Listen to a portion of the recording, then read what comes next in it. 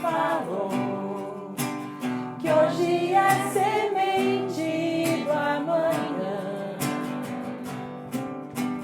para não ter medo que esse tempo vai passar.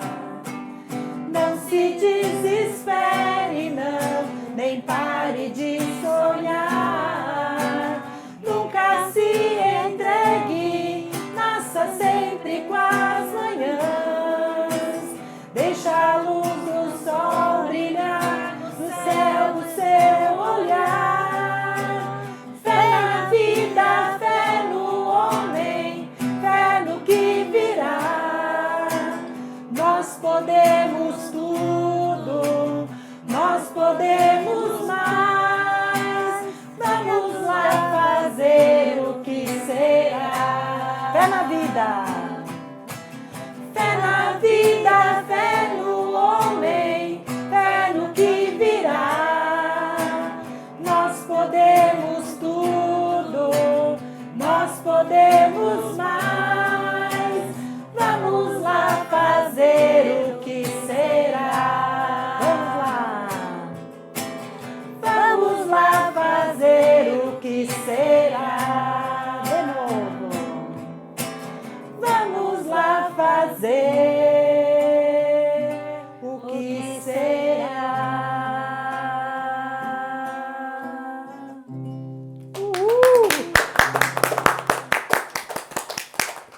Olá, eu sou a irmã Emily, apóstola do Sagrado Coração de Jesus, e eu trabalho aqui no Centro de Assistência Social Divina Misericórdia, o Divina.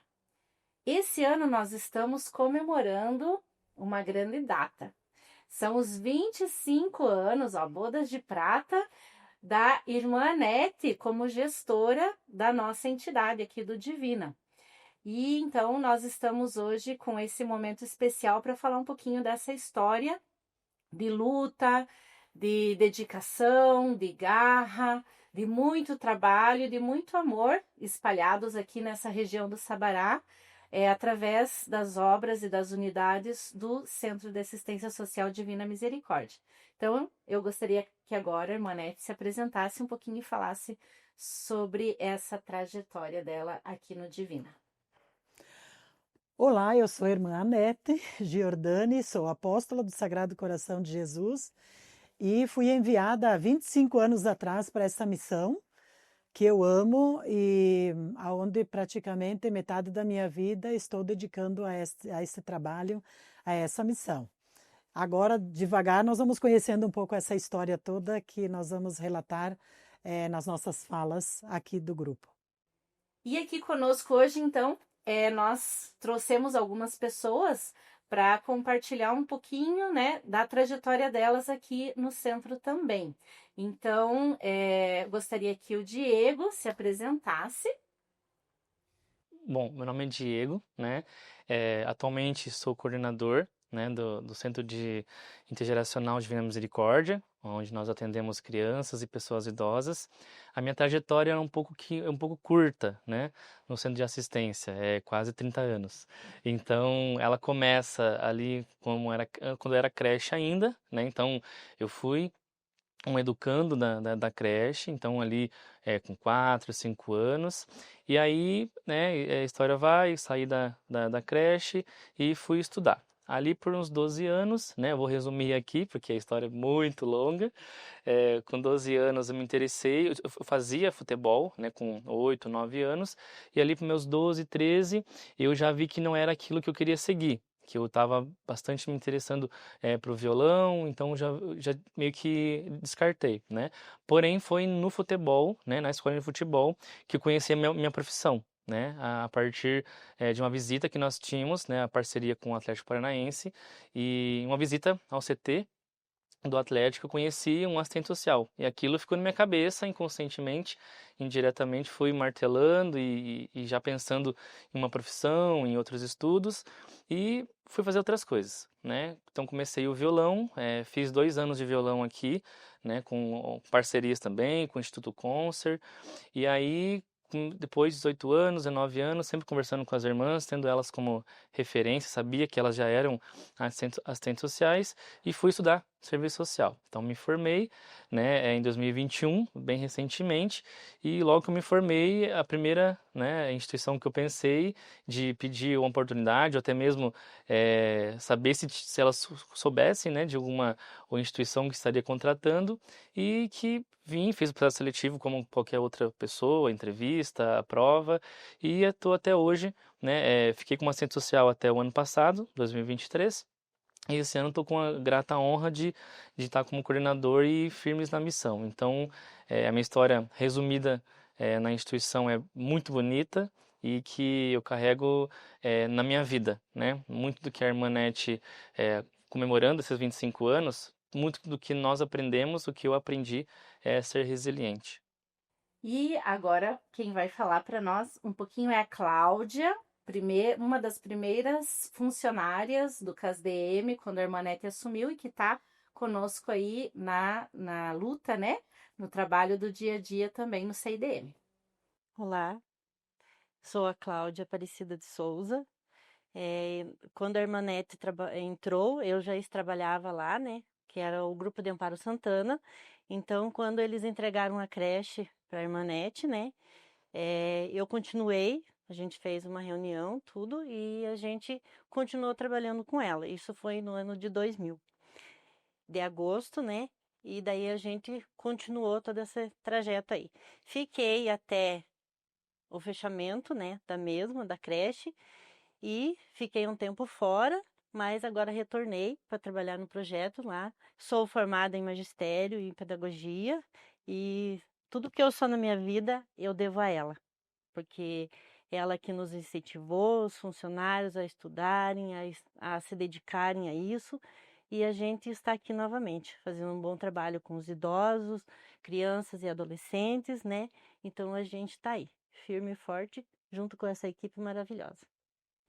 E uma outra pessoa especial que a gente chamou para esse momento aqui é a Beth, a Elizabeth, que faz parte da nossa diretoria desde os inícios da entidade, antes da irmã Nete chegar, e está até hoje, e agora ela é também usuária lá no CECOP, no Centro de Convivência para Pessoas Idosas. Pode falar um pouquinho, Beth. Eu sou voluntária desde que eu tinha 24 anos. Minha menina agora está com 41 anos e ela já é avó. E eu participo ainda, e participo também do CECOP e amo muito esse CECOP.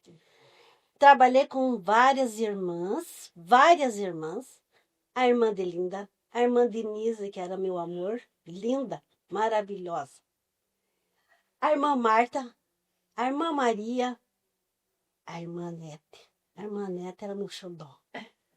Por causa que dali em diante minhas filhas começaram a trabalhar com as irmãs.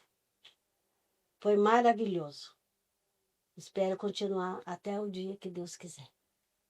Então, como vocês viram, né, a Beth está aqui há 40 anos, 41 anos, né, no CASDM, porque essa missão, ela foi fundada, né, por outras apóstolas, aqui no SIC, do ladinho da Paróquia São Rafael, e a irmã Nete foi enviada para cá algum tempo depois, lá em 1999 que ela chegou. Então, eu gostaria, né, que agora ela contasse um pouquinho para nós como foi essa chegada dela aqui, o que ela encontrou no Centro de Assistência, lá em 1999, que foi fundado pela irmã Maria de Moraes, a irmã Delinda Maestrelli e a irmã Inês Frasson, né? E quando ela chegou aqui, já eram outras irmãs que estavam na comunidade, nesse trabalho da assistência social, e aí ela chegou para fazer um trabalho diferenciado. Então, conte para nós um pouquinho, irmã. Vamos ver por onde começamos. Na verdade, eu fui enviada para essa região aqui da cidade industrial em 1994 para um trabalho pastoral na Paróquia São Rafael. E eu trabalhava com a pastoral da criança, com a pastoral da juventude, com a catequese, e eu visitava todas as comunidades aqui da região, pegando desde o Itatiaia até aqui a região do Sabará. E aí eu fui conhecendo um pouco a realidade das comunidades. E eu ajudava como motorista no Centro de Assistência Social Divina Misericórdia, onde outras irmãs estavam à frente, né? A irmã Denise, depois a irmã Antoninha. e a irmã Delinda, e daí eu cheguei como junior, irmãzinha nova, e eu era motorista, eu ia nos mercados pegar comida, aqueles pacotes que furava de arroz, de trigo e tal, eu recolhia tudo isso nos mercados aqui da região, levava lá e a Bete, mais algumas pessoas, arrumavam as cestas que eram dadas para as famílias uma vez por mês. Esse trabalho continuou sendo feito, né? É um trabalho bem assistencial, feito lá naquela sede, que só tinha aquela unidade lá no Santa Helena, e eu ia conhecendo um pouco aquilo. Daí a irmã Antoninha adoeceu, né? E a provincial da época, a irmã Elvira Nickele, retirou a irmã Antoninha, ela não tinha quem colocar. Daí ela me propôs, que eu era estudante de serviço social, ela falou, irmã Anete, você vai lá para aquela instituição, toma a frente daquilo, e eu acho que vai ter que fechar, porque aquele trabalho de entrega de cesta básica, de roupa e tal, de repente pode entregar para a paróquia e o padre se organiza num trabalho de atendimento aos pobres. E você volta para a escola, porque eu sempre trabalhei em escolas. E daí, na época, eu falei, bom, então eu vou conhecer um pouco, né? Quando se chega numa realidade, não se chega já fazendo as coisas, se chega escutando, se chega observando. Eu gosto de usar essa expressão, o olhar aberto e o ouvido atento, né? Escutar os clamores. E daí eu falei, bom, eu olhei tudo aquilo, realmente o prédio era muita coisa lá dentro, muita roupa, muita comida, máquinas, né? E cada vez que chovia, entravam uns 30, 40 centímetros de água, acho que a Beth lembra disso. E apodreceu um monte de coisa, né? Estragou, inclusive, documentação da instituição, que a gente não sabia que estava dentro de caixas, acabaram se perdendo. E, por sorte, a gente conseguiu resgatar o essencial, que eram o estatuto, a ata, esses documentos mais burocráticos, digamos, né, de constituição da instituição. E daí eu peguei aquela unidade e comecei fazendo uma faxina os primeiros meses. E continuava correndo nos mercados para pegar comida para entregar para as famílias. E daí eu fui vendo que aquilo não era bem o que eu imaginava que deveria ser um trabalho de assistência social na compreensão que eu tinha de assistência. Porque no meu entendimento, assistência não é manter as pessoas no nível que elas estão, com subserviência, com dependência das coisas da igreja. Eu usei uma expressão por muito tempo e uso hoje, que eu acredito que a igreja ela precisa fazer um trabalho de uma caridade mais profissionalizada. Uma caridade que promova as pessoas e não as mantenha no mesmo nível. E promover é muito complexo, parece simples, né? Até tem umas frases que eu não gosto, tipo, em vez de dar o peixe, dá a vara. Isso aí é meio falacioso, né? Uma fala falaciosa. Por quê? Porque não é bem simples assim. Primeiro você tem que resgatar sonhos, ver o potencial que as pessoas têm. Então, a gente começou a fazer um trabalho, nos dias da entrega de cesta básica, a gente começou a fazer esse trabalho. E claro que tinha gente que gostava e gente que não, falaram, ficar escutando essas coisas, queriam mais era pegar a cesta e ir embora, né? E a gente começou a fazer um processo de repensar o nosso fazer, né? A caridade é legal, mas ela também tem umas arapucas por trás.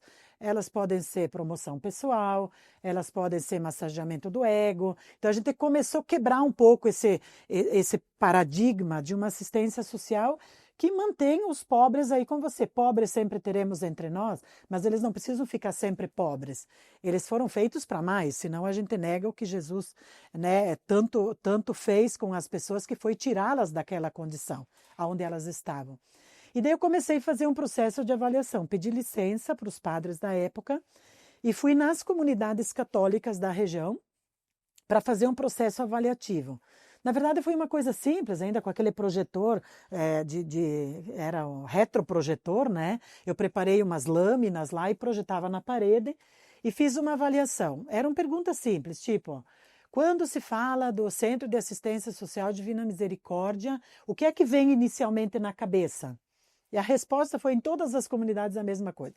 É o lugar onde as irmãs dão comida, roupa, sapato para as pessoas pobres. Beleza. Daí a segunda pergunta vinha, o que vocês acham que a gente pode fazer? Mantém assim ou pode-se fazer alguma coisa diferente? Daí brotaram as ideias, né? Não, eu acho que podia dar cursos, eu acho que podia atender as crianças, eu acho que podia atender os idosos, acho que podia... essas respostas todas, eu fui compilando, fui fazendo um relato disso, e comecei a reunir pessoas comigo que, na verdade, já trabalhavam comigo na catequese, na pastoral da juventude. Sentamos, fizemos uma grande roda de conversa e dissemos assim, gente, nós temos agora um desafio como igreja. Ou nós fechamos essa instituição, ou nós ouvimos essa fala do povo, que são os clamores, né? Tipo o que Deus fez lá no Êxodo. Eu ouvi o clamor deste povo e ele mandou Moisés. E a gente entendeu que era o momento da gente repensar a missão do Centro de Assistência. Até porque o nome é muito forte. Divina Misericórdia é um nome poderoso. O que é essa misericórdia? Não é assim, ai, fica aí sentadinho no chão que eu vou te dar tudo o que você precisa. Não. Levanta-te, toma o teu leito e anda. O que aconteceu com aquele homem depois eu não sei. O que aconteceu com os cegos que Jesus curou depois eu não sei. O que aconteceu com as mulheres que ele protegeu e ele libertou, eu não sei. Eu sei que eles não foram os mesmos. Então, esse entendimento com essa primeira equipe, que aqui está a Beth, né? Mas temos muitas outras pessoas que participaram desse processo de reestruturação. Não foi fácil. Primeiro porque na própria estrutura da igreja, existe ainda gente que acha que isso é suficiente. Dar cesta básica é suficiente. E daí começou uma fala tipo assim, não se fazem mais irmãs como antigamente. Não tem mais as irmãs de caridade. Né? E eu tinha que ficar escutando. Inclusive, tinha gente que queria mesmo, né, meio que bater na gente, porque a gente tinha reestruturado o trabalho e não era mais sempre, simplesmente pega e leva. Nós começamos primeiramente com os clubes de troca. Né, em parceria com o Cefúria, a gente começou a fazer um trabalho assim. Ninguém é tão pobre que não tenha nada para dar, para partilhar. Né? Então, a entidade partilhava o que tinha e as pessoas precisavam trazer alguma coisa. Então, era bonito de ver, porque tinha gente que trazia um feixe de tipo cheiro verde, salsinha e cebolinha. Outra trazia um tapete. Outra, alguma coisa que a pessoa fazia, ela tinha que trazer para partilhar. E aí a gente começou a fazer os bazares, algumas coisas assim. Porque quando eu assumi a instituição, não tinha dinheiro nem para pagar a água e a luz. A gente dependia da paróquia São Rafael. E toda vez que tinha que pagar a conta, era bem estranho o que acontecia. Porque né, não gerava lucro, não dava dinheiro, a gente não tinha recurso e ainda tinha que depender da paróquia, embora né, o dízimo, 1/3 daquilo que entra do dízimo, seria para a dimensão social. Mas às vezes também isso está bem equivocado por aí. O fato é que a gente tomou uma decisão. Nós vamos acreditar na providência de Deus. Isso foi em 99, todo esse trabalho. Junho de 2000, aí a gente inventou uma reforma, fechou as portas, para quando a gente fosse abrir diferente. E conseguimos né, pintar, porque tinha uma estrutura bem precária. A pintura interna dava a sensação que você estava entrando no exército, assim, num barracão do exército. O cheiro de mofo enorme por conta dessas chuvas que vinha e entrava aquela água até que secasse tudo, enfim. E a gente começou, então, um trabalho em 2000, diferente, realmente trazendo as famílias, tentando procurar emprego, ver a realidade das pessoas. E a gente já contratou a primeira assistente social e a primeira recepcionista, que foi a filha da Beth, né, que a gente tinha aí por perto, e correndo com eventos para poder pagar esse pessoal todo para não depender da paróquia. Daí, em final de maio, a Secretaria da Criança de Curitiba nos procurou propondo para nós assumirmos um espaço que ia ficar abandonado. Na verdade, estava bem precário, né, Cláudia? Sim. A mesa, a cadeira, estava muito precária a creche. E daí eles nos procuraram se nós poderíamos assumir essa creche. Daí, quando a gente veio visitar o espaço, falamos, meu Deus, o que a gente vai fazer aqui dentro? Cuidar de criança num espaço assim. As cadeirinhas eram todas de um material que esfarelava, assim. Então, assim, a criança podia sentar e cair, quebrar, se machucar. Nós olhamos aquilo e, com os voluntários, nós fizemos um processo de discernimento, que a gente faz isso até hoje. Assumimos ou não assumimos? Daí, inclusive, o padre da época falou assim, não vamos assumir não, porque não tem recurso e tal. Daí eu escutei um pouco os leigos que estavam lá conosco e eu lancei o desafio, bati na mesa e falei, gente, ou nós somos cristãos e acreditamos em Deus, ou o que nós estamos fazendo aqui? Eu acho que nós temos que acreditar na divina providência. Se Ele nos pôs essa missão, Ele vai estar conosco, Ele está conosco e nós vamos conseguir. e demos a resposta para a Secretaria da Criança e viemos aqui então para essa reunião com os funcionários da época, que a Cláudia era uma delas. Falamos que nós estávamos assumindo, a Secretaria da Criança assumiu nos repassar um valor, só que assim, o valor que vinha era irrisório, perto da necessidade que a gente tinha. Daí nós tínhamos assim, naquela época a creche ainda não era da educação. Então a gente tinha pessoas com ensino fundamental só, que eram educadoras, uma que outra que tinha o ensino médio, mas bem poucas, né? Então a gente fez todo um trabalho de fazer uma coisa mais programada, planejada. Não era só um depósito de crianças, onde as mães deixavam as crianças para poder trabalhar. Não, a gente tinha que fazer realmente que valesse a pena aquele estar das crianças conosco. E a gente começou a trabalhar todo esse conteúdo de missão. Nós somos missionários. Não só no tópico religioso, mas humanitário. Nós temos uma missão em relação a essas crianças que os pais confiam para nós. Né? E começamos todo um trabalho, e por isso que quando a Cláudia falou incentivar, voltar a estudar, né, se formar, por quê? Porque nós já entendíamos que o trabalho nas creches, na educação infantil, era educação e não assistência. Era educação. Embora nós fizéssemos tudo por aquelas crianças. E, na verdade, assim, eu ia lá no SEASA com gente voluntária a juntar frutas, verduras e legumes do chão para poder dar de comer para aquelas crianças. Foram momentos, assim, muito emocionantes, né? Porque os educadores, as pessoas que estavam lá, trabalhando com as crianças, fazendo tudo do bom e do melhor para elas, e eu, como os voluntários, correndo atrás das coisas, as doações, e mantinha aquela outra unidade lá embaixo. Não é que nós fechamos lá. Aquela unidade continuou trabalhando, funcionando. Devagar a gente foi inserindo crianças e adolescentes também. Daí começamos a dar cursos, né? Continuar, na verdade, porque a gente já ganha umas máquinas de datilografia, então a gente estruturou diferente aquelas salas, colocamos aula de datilografia, aula de violão, tinha artesanato, costura, né, Bete? Tinha um monte de coisa boa que a gente voltou a organizar lá, daí nós fazíamos os bazares dos produtos do artesanato, daquilo que elas costuravam, enfim, lá continuou o trabalho e a irmã Delinda ficava lá. E eu vinha para cá todo dia, porque eu ainda morava lá do lado da paróquia São Rafael. E eu vinha de carro para cá todo dia, daí para ver o que a gente fazia aqui e sair correndo atrás das coisas para manter. Eram 100 crianças que a gente tinha aqui, com os funcionários, né? A gente pagava bem pouquinho, era o mínimo. Acho que o primeiro salário era R$ 200, nem lembro. Muito pouco que a gente pagava. Mas com o tempo a gente foi entendendo mais o que tinha que acontecer. Que já que essas crianças estavam conosco, nós tínhamos que fazer o serviço bem feito e realmente trabalhar, deixar marcas. Eu sou muito dessa questão de marcas. A gente deixa marca na vida das pessoas, independente se a gente tem consciência ou não. A gente deixa marcas positivas e negativas. Quem decide as marcas que vai deixar somos nós. Então, enquanto educadores, a gente fez todo um pacto de que nós faríamos o melhor que a gente pudesse fazer. E daí, quem não entrou na dinâmica de uma causa, porque para entrar com essa visão de missão, de causa, você tem que realmente abraçar como se fosse tua, não das irmãs, é uma causa tua. Com o tempo, nós tivemos que dispensar alguns funcionários que não tinham esse perfil de causa e devagar, até hoje a gente faz o processo seletivo, a pessoa entra, aí a gente já vê, depois de uns meses, se a pessoa tem identificação com a causa ou não.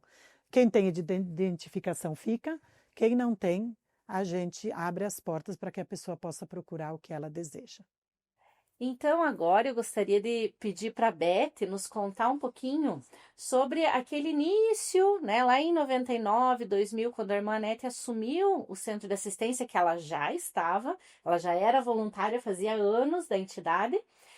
O que você lembra, algum fato interessante, né, diferente para contar para a gente dessa história aí dos inícios da irmã Anete no Divina? E o que você fazia também na assistência, né, no Centro de Assistência Social Divina Misericórdia, como voluntária da entidade? Bom, eu como voluntária, eu fazia de tudo. A irmã ligava ali em casa, já corria lá.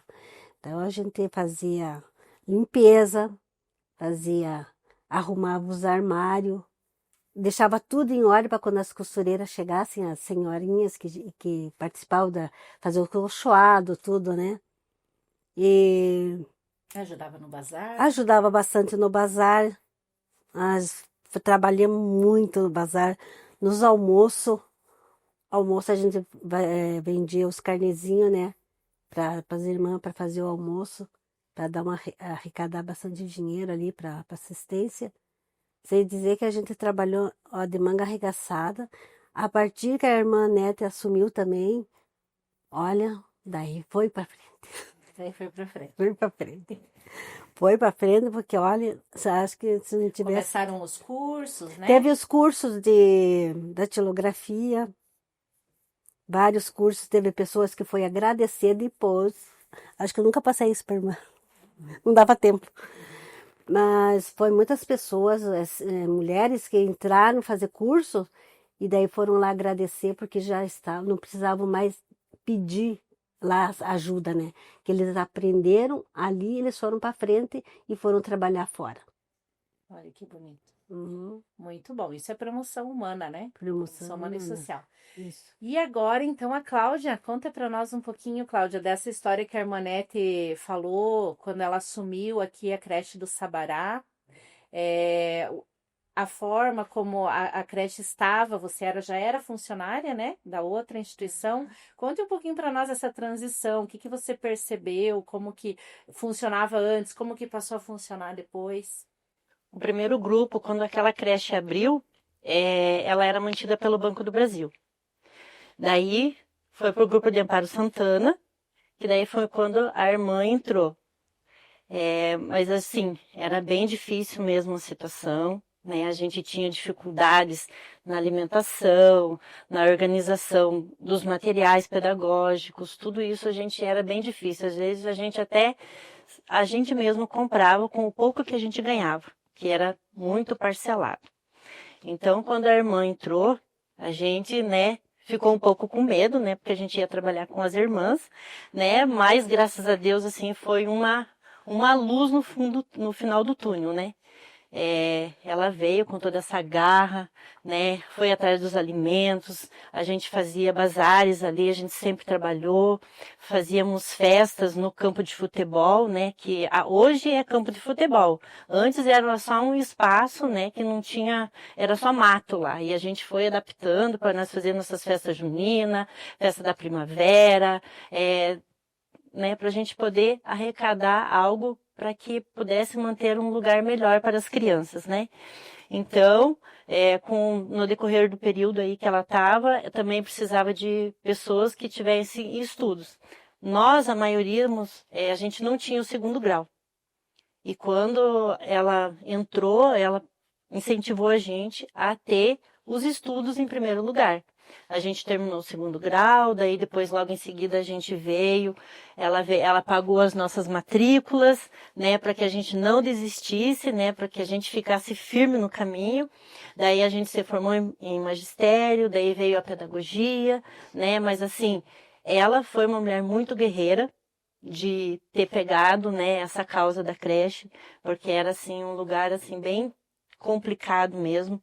Tanto os pais como as crianças, era um espaço que a gente estava acostumado a ficar ali, porque a gente, né, a situação, a gente se acostumou com a situação. Mas ela chegou e deu um renovo em tudo, no ambiente, nos móveis, na alimentação, que era o mais importante, né? A gente tinha, mas não era o melhor, era o que tinha naquele momento. E quando ela veio, ela depositou para nós, funcionários, e para as crianças, o melhor. Assim como Deus faz, né? Deus nos dá o melhor.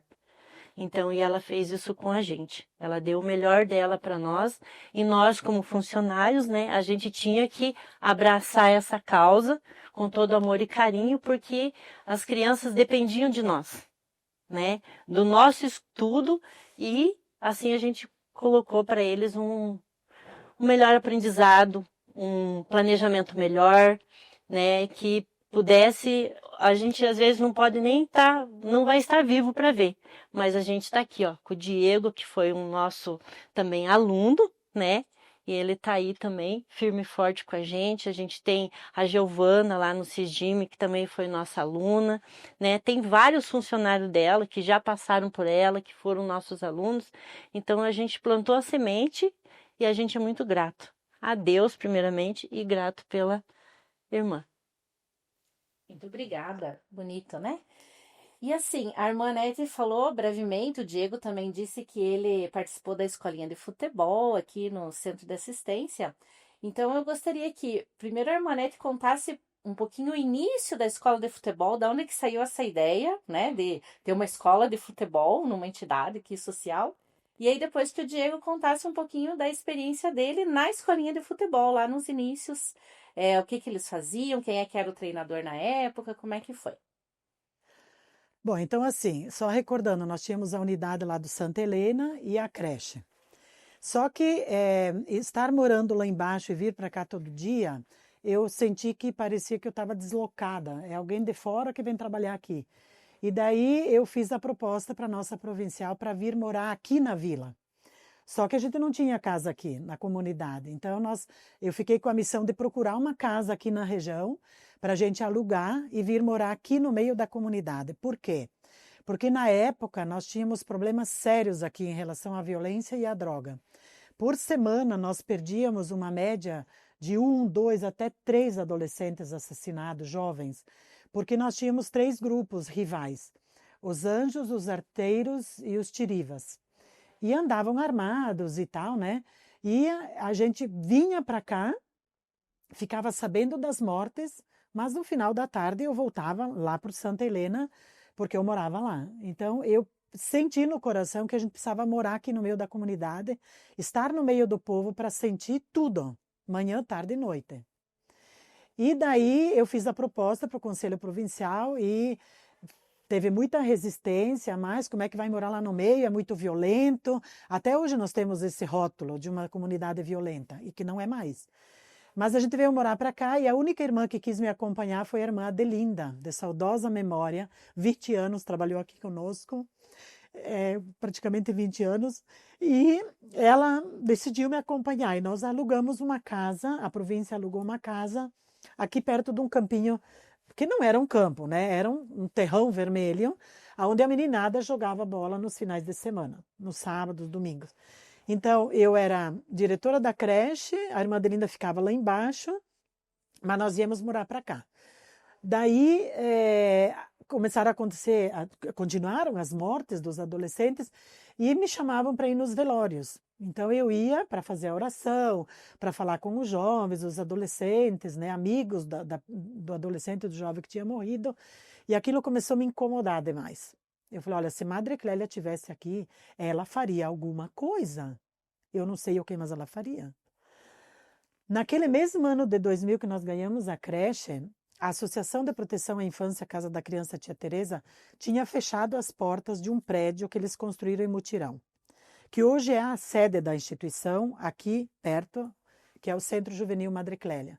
Então nós ganhamos aquele prédio, e muitas coisas começaram a acontecer junto. Primeiro, aconteceu que num domingo, eu ainda morava lá no Santa Helena, os vizinhos aqui me ligaram dizendo que estava uma quebradeira dentro do tal do Centro Juvenil. Eu vim correndo e peguei a meninada toda dentro, quebrando tudo, brinquedos, sofás, o que tinha dentro que eu estava guardando de doações que vinham para a creche, para a gente fazer bazar e tal. Eles estavam quebrando tudo lá dentro. Daí eu cheguei, no domingo, nem fui para missa aquele domingo nada, vim correndo para cá, encurralei a meninada toda num quarto e liguei para o conselho tutelar. A conselheira que estava de plantão na época foi a Bete Biela, que nos conhecia do tempo da catequese, e ela veio com a Kombi do conselho tutelar e nós começamos a conversar com a meninada e daí ficou aquela conversa assim, tá, e agora o que nós vamos fazer com tudo isso que vocês fizeram? Os pais de vocês têm condições de pagar para repor tudo? Daí começaram a chorar, não. Daí eu combinei com a conselheira tutelar de chamar as famílias. Então foi assim, eu ficava aqui com as crianças e a conselheira tutelar com a Kombi foi na casa das crianças trazer um familiar, ou o pai, ou a mãe, a pessoa responsável. Daí nós fizemos, isso levou o domingo inteiro, porque eram 11 crianças, e a meninada assim, de 8 a 11 anos. vieram os familiares, daí assim, aí você se dá conta do que está acontecendo, porque teve familiar que chegou e já começou, meu Deus, o que que aconteceu? O que que vocês estavam fazendo aqui? Teve pai que chegou e mãe que já queria bater nos filhos na minha frente, na frente da conselheira tutelar. Então a gente começou a sentir o clima da coisa, sabe? Daí fizemos uma grande roda, no meio de toda aquela quebradeira, e daí assim, ou eles pagavam tudo que tinha sido quebrado, ou nós íamos fazer um projeto, eles tinham que participar de um projeto. Na hora veio a ideia, porque vamos combinar, a gente não tem bola de cristal para adivinhar o que a gente vai fazer. Então, nessa hora, realmente, hoje eu sinto que muita coisa do que a gente fez aqui, não fui eu estava à frente de algumas coisas, mas eu sempre tive muito apoio da comunidade, dos voluntários, dos funcionários da época. Daí, na hora eu falei assim, meu Deus, o que que nós vamos fazer? Daí uma criança falou assim, a gente veio aqui porque a gente queria um clubinho. Sabe aquelas palavras que vão chegando? Falei, clubinho? Ah, então vamos fazer o clubinho. Vamos fazer o clubinho, vocês serão os primeiros do clubinho. Nós temos fotos, as primeiras fotos que eu tirei aqui do trabalho, nós temos até hoje, estão ali daquelas que revelava, sabe? E daí nós tiramos o tal do clubinho. Começou como? Limpando tudo. Eu fiz um mutirão na semana, porque aconteceu no domingo, na segunda-feira. A meninada teve uns que nem foram para a escola, de tão empolgados que eles ficaram com o tal do clubinho. E algumas mães vieram ajudar, nós limpamos tudo, jogamos em sacos de lixo que estava quebrado, lavamos o que podia lavar, reorganizamos. Foi até bom que aconteceu, porque daí eu pus em ordem o negócio aí, né? E daí a gente guardou tudo, porque tinha brinquedo, papel higiênico, material de limpeza, eles derrubaram, fizeram. Os papel higiênico viraram serpentina de carnaval, virou papel higiênico por tudo. Nós arrumamos tudo, eles tiveram que dobrar tudo de volta, organizamos e começamos a conversa. E daí, eu não me lembro exatamente como, mas eu entrei em contato com a Universidade Positivo e tinha lá uma professora que era de psicologia comunitária, a Carmen Espanhol. Ela veio com os estagiários e nós começamos a fazer um trabalho com essa meninada com psicologia. E ali a gente teve coisas emocionantes, assim, por exemplo, eu lembro até hoje, porque daí eu tinha também organizado a panificadora, que é um outro capítulo, mas nós vamos passar rápido nisso. Eu organizei uma panificadora em parceria com a Siemens, o Carlos de Leandro, aquele pessoal todo. E daí eu comecei a dar lanche para essas crianças, né? Chineque com suco, coisa que a gente ia buscar no Ceasa, batia no liquidificador, a parte que era boa, o que era podre a gente tirava, e o que era bom a gente congelava. Daí fazia os sucos, e a meninada começou a amar vir aqui para fazer essas coisas e tal. A gente começou a fazer umas rodas de conversa com a psicologia comunitária. E eu lembro até hoje, eu mandei fazer um bolo, para as meninas da panificadora, e eu fiz a primeira celebração da vida. Por isso que eu acho tão importante a celebração da vida nas unidades, que a gente continua fazendo até hoje.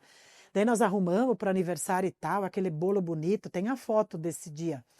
E naquele dia eu chamei os aniversariantes dos meses anteriores, não sei exatamente que mês que foi, mas eu sei que tinha 3 ou 4 aniversariantes no grupo.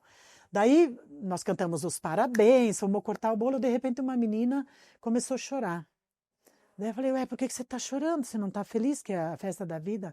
Daí ela falou bem assim, ela falou, a senhora sabia, irmã, que eu estou fazendo 11 anos e é a primeira vez que cantam os parabéns para mim? Aquilo para mim foi demais.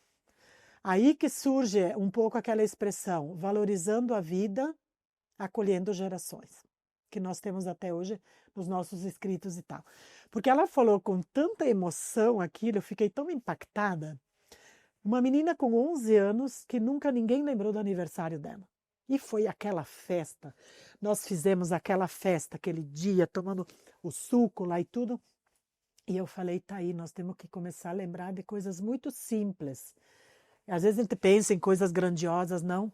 A relação com as pessoas, a valorização da vida da pessoa está naquilo que ela carrega, que é a história dela. Como, por exemplo, o dia que eu nasci. Né? Veio para esse mundo, e é uma expressão que eu uso muito forte, ninguém pede para nascer. Ninguém pede para nascer pobre, rico, preto, branco, amarelo, né? Ninguém pede para nascer. Então a gente não pode colocar nas costas, nos ombros das pessoas um peso que elas não pediram. Por isso que a gente quer realmente que a promoção humana seja né? O foco forte nosso. E a ruptura, né? Uma palavra que eu uso muito, que é a ruptura, é romper com um ciclo histórico que se reproduz na vida das pessoas. Às vezes, por exemplo, alcoolismo, droga, de gerações, 3, 4 gerações, a falta de amor, a falta de afeto, a violência, a agressividade, ela se reproduz nas gerações. E as pessoas sofrem, não sabem nem por que estão sofrendo. Carregam um peso que elas não pediram. E eu comecei muito cedo a perceber isso. Daí, isso é um parênteses aqui do Centro Juvenil para dizer que várias coisas foram acontecendo ao mesmo tempo e aquilo não foram gritos, foram urros. Foi tão forte que aquilo me deixou impaciente, me deixou inquieta.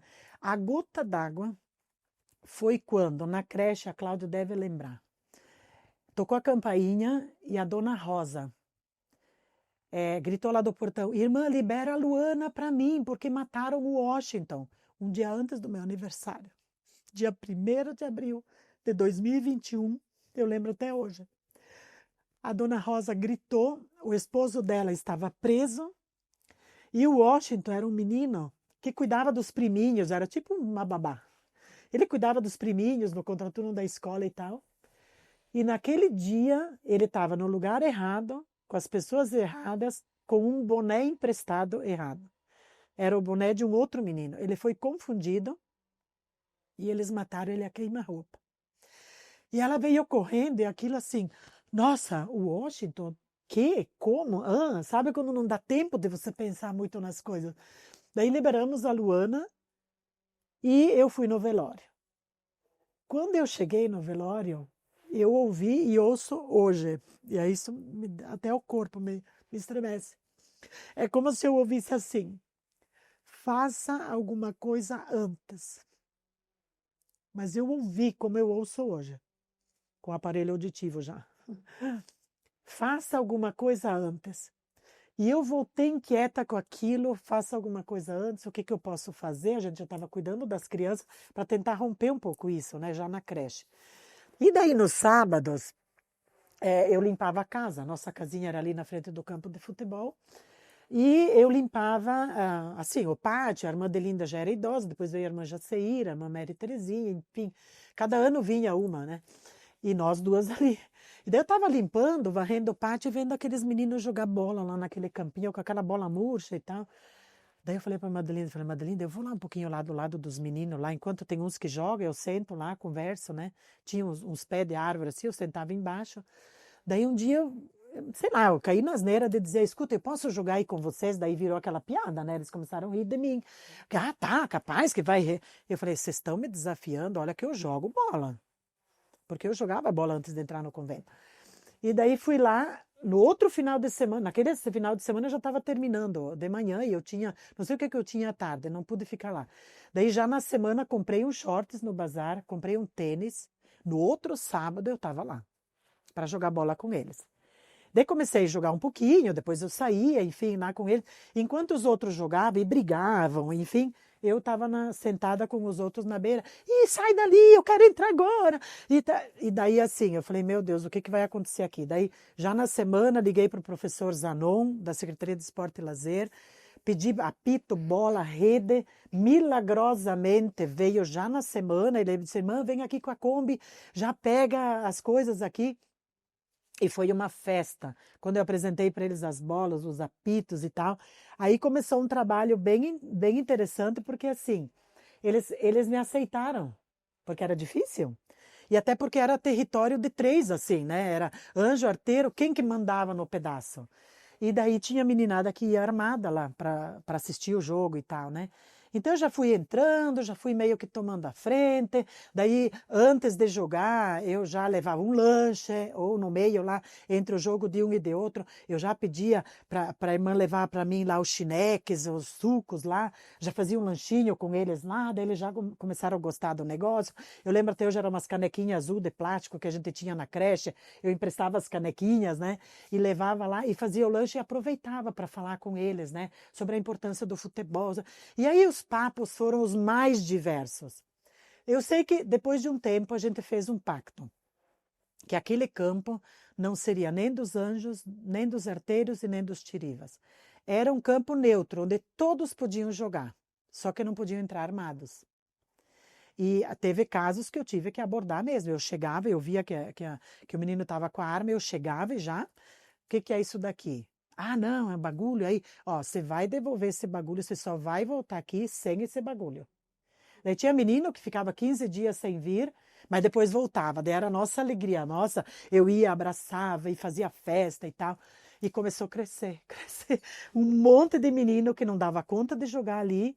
E daí eu tive que pedir socorro para os padres piamartinos, que me mandaram os seminaristas. Daí no sábado eu jogava com os pequenos e os seminaristas iam para o campo de grama, que é ali do lado hoje do Centro Intergeracional. E começou a encher, nós ficamos com muito menino e menina. E daí eu falei, meu Deus, nós temos que fazer alguma coisa por esses meninos. Daí tem um processo interessante, porque assim, a gente começou a participar dos campeonatos de futebol de areia. Por quê? Porque a meninada não tinha chuteira. Então, para não humilhar, para não fazer eles passarem vergonha, a gente participava só dos campeonatos de futebol de areia. Só que para participar dos campeonatos, a gente tinha que ter o nome da escola e uniforme. E aonde a gente não tinha isso, né? E daí começou, como eu sempre gosto de fazer, as rodas de conversa para o nome da escola e para o uniforme da escola. Isso aqui mereceria um capítulo à parte, na verdade, porque teria que mostrar como nós fizemos. Porque o nome da escola foi interessante. Primeiro porque assim, Escola Madre Clélia, Escola Divina Misericórdia. Eu não sei se o Diego estava nessa época que nós fizemos o concurso das camisetas e do nome. Não. Enfim, daí um menino lá no meio falou assim, Escola de Futebol Sabará. Os outros, não, não, não. Eu falei, como não? Por que não? Ah, porque quando a gente vai ali para as vilas, os piá querem catar a gente porque diz que nós somos tudo bandido. Bandido, sabe aquelas palavras? Falei, bandido? Mas quem que é bandido aqui? Não, nós não é. Mas eles dizem que a gente é. Eu falei, vamos conversar. Quem que é bandida? A tua mãe é bandida? Não, a tua é. Fui fazendo uma conversa assim. O teu pai é bandido? Não, não. Um lá no outro que tinha o pai preso, alguma coisa assim, dizia, mais ou menos, sabe aquelas respostas assim, né? Mas nós vimos que a maioria não era. Eu falei, gente, então assim, vamos combinar? A gente não é bandido, nós temos que mostrar para o povo que a gente não é. Então, olha só, quando a gente for para os campeonatos, a gente não vai brigar, a gente não vai falar palavrão, a gente não vai... Porque se a gente fizer isso, a gente vai reforçar que a gente é bandido. Nós não somos bandidos. Não somos bandidos? Não somos. Então, nós vamos usar o nome Sabará. Mas daí, assim, o que é Sabará? Daí, fui pesquisar na internet com os meninos. Eu não sei. Daí, um menino, ele falou assim, olha aqui, irmã, que legal. Lá em Minas, tem uma cidade que é Sabará e que tem muitas pedras preciosas. Tá aí. Nós pegamos a deixa da pedra preciosa. Quem vê hoje a nossa logomarca é um diamante. E a gente trabalhou o diamante não vem pronto, o diamante precisa ser lapidado. E aí junto veio aquela que é a nossa mística até hoje, que é de Lucas 2, Jesus crescia em estatura, sabedoria e graça diante de Deus e diante dos homens. Porque a gente precisa se lapidar. Estatura é no corpo, cuidar como a gente se veste, cuidar de tomar banho, de se cuidar com a questão da droga, né? Tudo isso a gente foi trabalhando. Depois vieram mais irmãs para me ajudar e tal. Sabedoria não é saber mais que os outros. Sabedoria vem de sabor.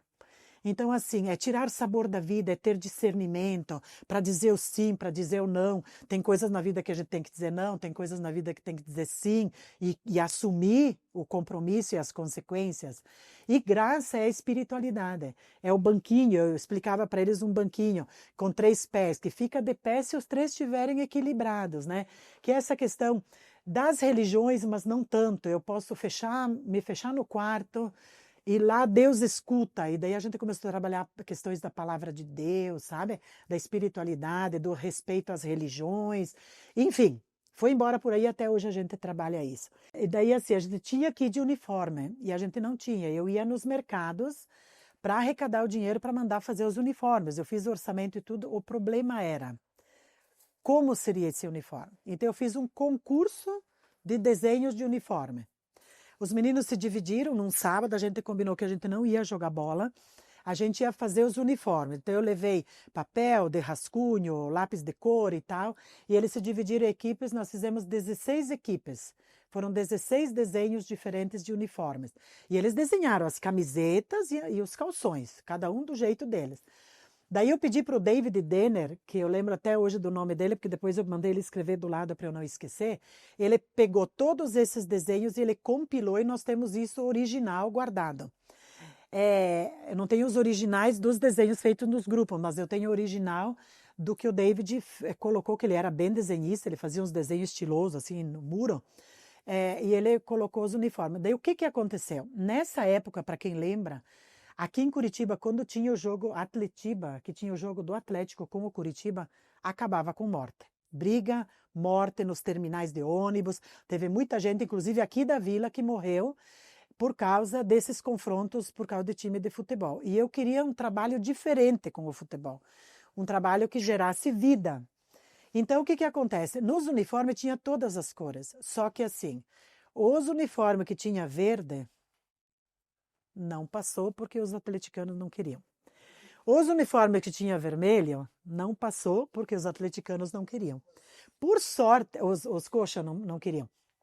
Por sorte, no meio desses desenhos, tinha uns que não tinham nem o vermelho nem o verde, mas ficava entre o amarelo, o preto e o branco. Então eu tenho lá para ver, nós fizemos votação dos uniformes e ganhou. Entre o 4 e o 14 ficou ali que tinha o amarelo, o preto e o branco. Nossos uniformes hoje, inclusive os nossos prédios, porque a partir disso, a escola de futebol desencadeou um outro processo que eu vou contar depois, que foi o que nós temos hoje na instituição. Por quê? Porque essas cores foram marcantes. Na verdade, o cinza é mais do que preto, é o cinza, que é da prata.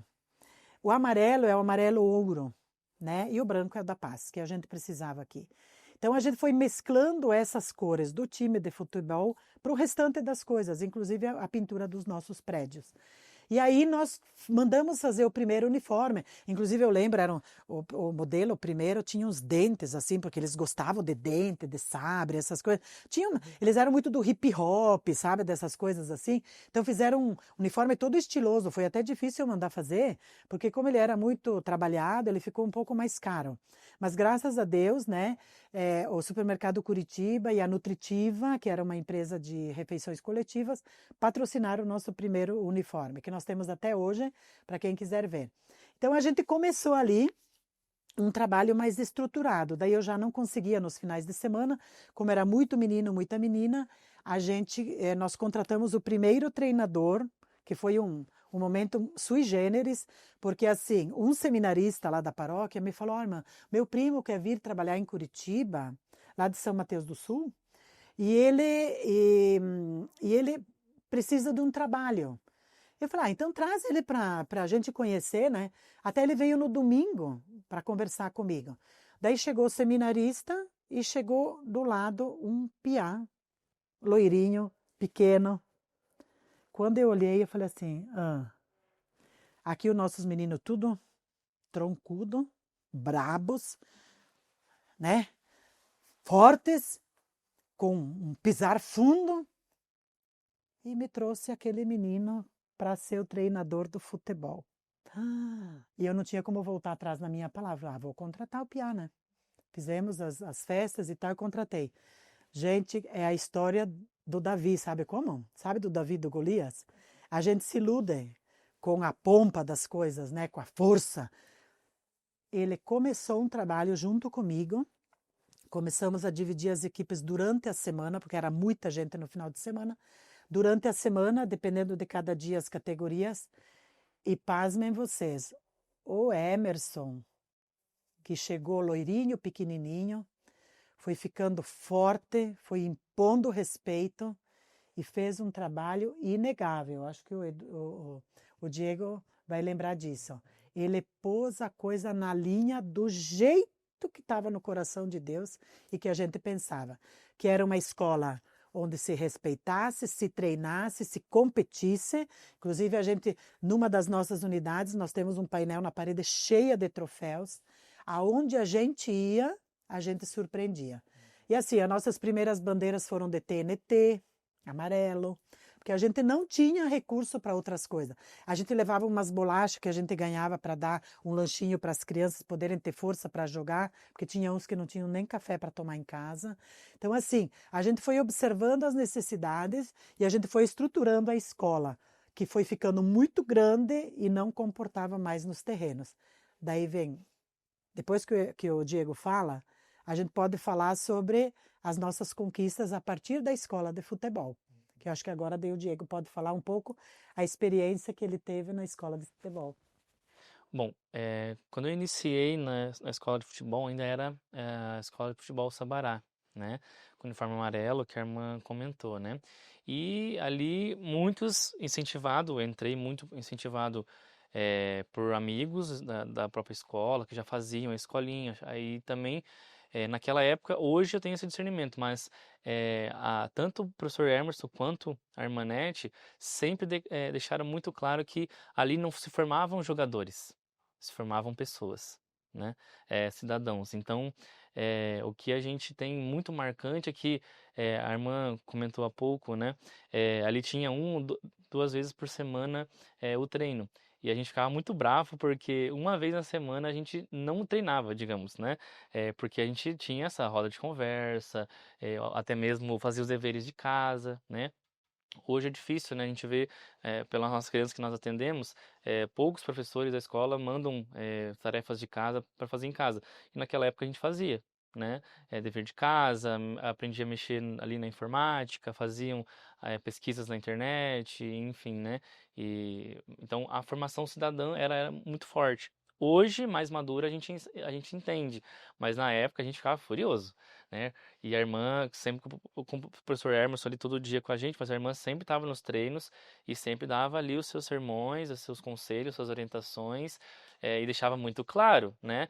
Daqui pode ser que saia sim jogador, mas não é o principal objetivo. Se sair, é claro que a gente vai ficar muito feliz. Eu lembro dessas falas da irmã Nete muito claramente.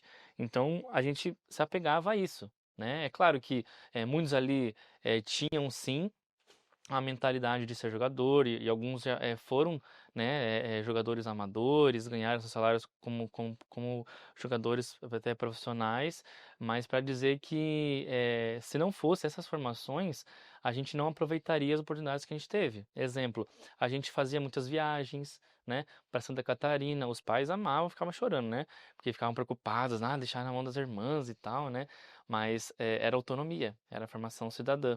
Então, viajar para Santa Catarina, São Paulo, né? E a gente sempre, a irmã comentou, a gente sempre olhava que, aqueles piá lá, pobre lá e tal, e sempre dava briga, porque a gente ia lá, ganhava deles e não se contentava, eles queriam partir para a ignorância, né? Então, era muito difícil porque a gente treinava no campo de areia, né? Ali não tinha tinha os recursos mínimos, né? Bola, colete, tinha ali as camisetas que eram vendidas, o uniforme, né? Ali a R$ 10, R$ 15, né? Na época, se pagava uma mensalidade, eu lembro minha mãe me dando R$ 5, ó, vai lá e paga a escolinha por mês. E aí, depois de um tempo, eu não lembro quanto tempo depois, veio a parceria com o Atlético, né? Que daí veio os recursos, o uniforme também, mas nunca deixou de ser acessível. Eu acho que o que mais marca a escola de futebol enquanto promoção humana é de gerar oportunidades. Porque além de você nunca se imagina, por exemplo, vestindo uma camisa de um clube paranaense gigante e uniforme oficial. Então eu via os meninos mesmo mexendo assim no uniforme original, era outro material, era outra coisa, e aquele orgulho. Então, mesmo quem torcia para os outros times, vestia aquilo com muito amor, porque gosta da coisa, né? Então, quando a gente viajava, era aquela expectativa e tal, né? De vestir o uniforme, de ir fazer oração, de ter a oportunidade de conhecer outras pessoas e outros ambientes. Então, quando eu comentei no início de visitar o CT do Caju, a gente visitou o CT pela manhã, pegamos as assinaturas, deve ter foto ainda, eu não tenho acesso a essas fotos, mas a gente tem com certeza fotos disso, e era uma época auge do Atlético, né? E à noite a gente foi assistir um jogo, né? Acho que era Sul-Americana, se eu não me engano, e o Atlético ganhou e tal, e foi que ali, né? Chegamos meia-noite, uma hora da manhã em casa, os pais desesperados, cadê meu filho, né?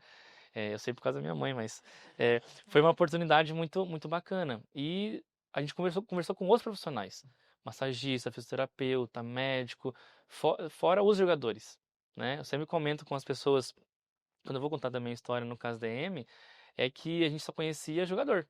Então a gente conheceu lá fisioterapeuta, assistente social, psicólogo, e aquilo marca a criança, né?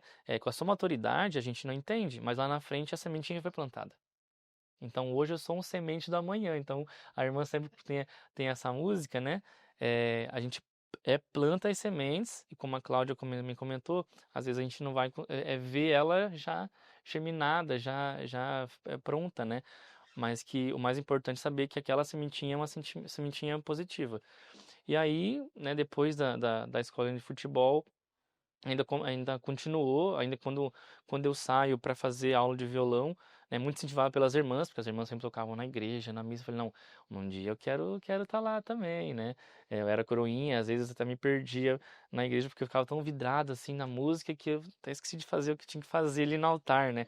Mas aquilo já me conquistou de uma forma que hoje, né, como colaborador, como missionário, né, do CASDM, a gente faz muito além do que a gente está no contrato, digamos assim, né? E faz com amor, que é o que mais faz diferença. Muito bem, então nós já escutamos um pouquinho o início, né, da Irmanete no Centro de Assistência Unidade Sede Antiga, que hoje é o Secop. A Cláudia falou um pouquinho pra gente da creche, quando ela assumiu, a Irmanete assumiu aqui. A Irmanete já contou a história do Centro Juvenil e a Escola de Futebol, que nasceram meio juntas. A panificadora, que também a gente teve por um tempo do lado aqui do Centro Juvenil. E agora, né, eu gostaria que a Irmanete contasse um pouquinho, brevemente, porque é uma história muito longa, mas contasse um pouquinho do CISDIM, o Centro de Integração Social Divina Misericórdia, que é a unidade maior que nós temos no CASDM, fruto da misericórdia e da providência divina, e que atende lá crianças e adolescentes, desde o início, né? Até hoje a gente está lá com um trabalho grande que atende mais de 200 crianças e adolescentes naquele espaço. Da onde que surgiu isso, Irmanete? Como é que foi plantada essa semente?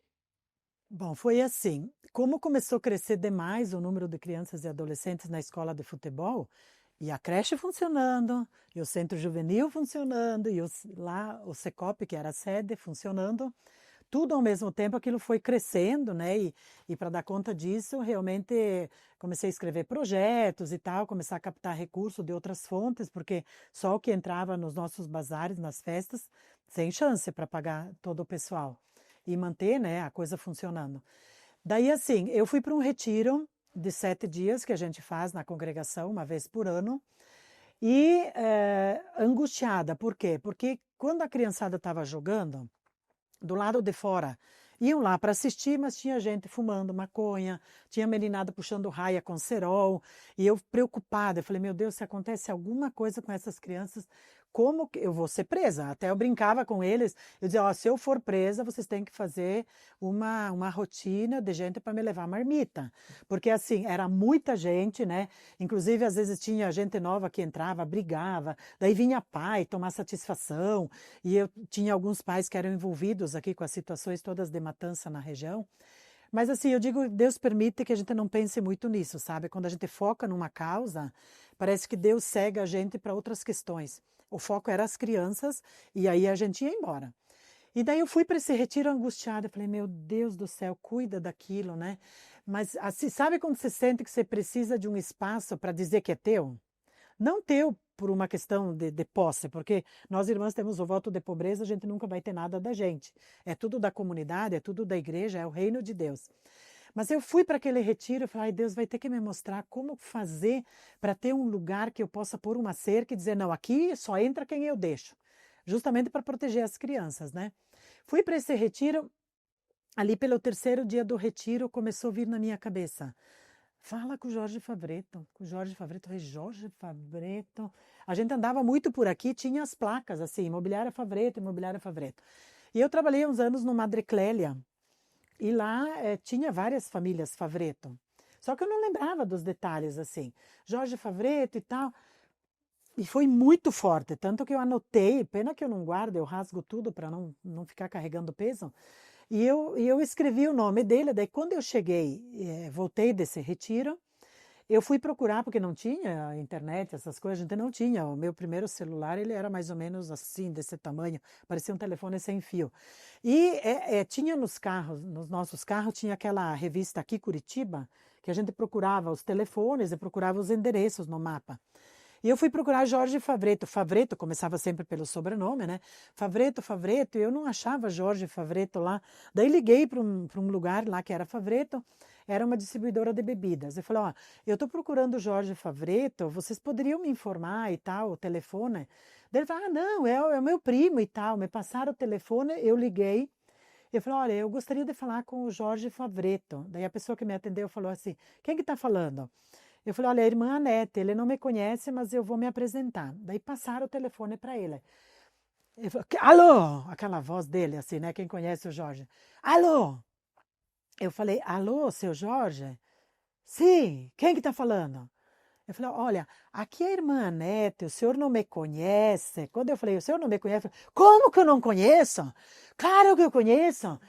Você trabalhou no Madre Clélia, foi professora dos meus filhos. Eu falei, Jorge, professor dos meus filhos. Eu falei assim, tô sabendo que você está aí no Sabará, trabalhando com a piazada. O que você está precisando? Eu falei, então, eu precisava conversar com o senhor, já não sabia mais o que falar com o homem, né? Então, eu precisava falar com o senhor umas coisas que eu estou pensando aqui. Aonde é que tu está agora? Eu falei, tô aqui no Sabará.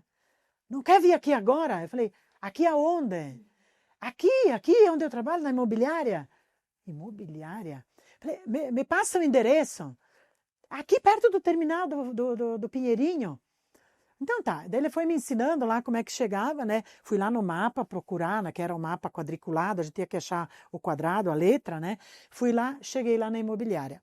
Cheguei no térreo, falei, olha, eu vim falar com o seu Jorge, daí o porteiro telefonou lá pro seu Jorge, subi o elevador, cheguei lá, a menina já me recebeu e tal, entrei na sala, mas como que tu tá? Nossa, tá mais veinha, não sei o quê, porque quando ele me conheceu eu era juniora, eu era novinha, né? Trabalhei no Madre Clélia como tesoureira. E daí entrei na sala e ele começou a falar e tal, ele era lá de Santa Catarina, aqueles bonachão assim. Daí eu fui contar para ele, me emocionei, falei da meninada que a gente tinha perdido, assassinada e tal. E daí ele falou assim, tá, mas o que tu quer? Daí eu falei assim, ó, não me faça essa pergunta. Daí eu lembro até hoje que eu falei assim, não me faça essa pergunta. Ele falou, vai falando o que você quer que daí a gente vê. Eu falei, olha, eu preciso de um terreno para fazer um campo de futebol e poder pôr uma cerca, mas tem que ser dado. Eu não tenho dinheiro para pagar e eu vejo que lá na região o senhor tem um monte de terra lá com essa placa, então eu gostaria de ver se o senhor doa um terreno. Ah, eu vou pensar. E daí peguei e vim embora. Falei, vai pensar ainda, né? Porque para mim algumas coisas são tudo para ontem, eu sou meio hiperativa assim, né?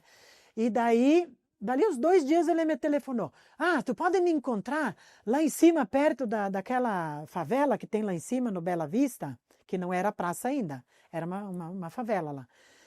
Daí fui eu lá.